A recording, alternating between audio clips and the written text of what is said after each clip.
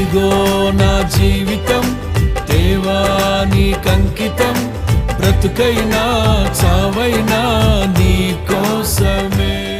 కనులైన వారే నీ ఎదుటనున్నను, బలమైన వారే ఎందరూ ఉన్నను.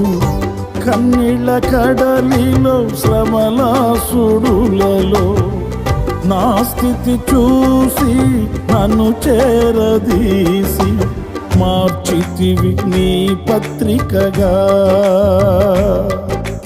కడవరకు నీ సాక్షిగా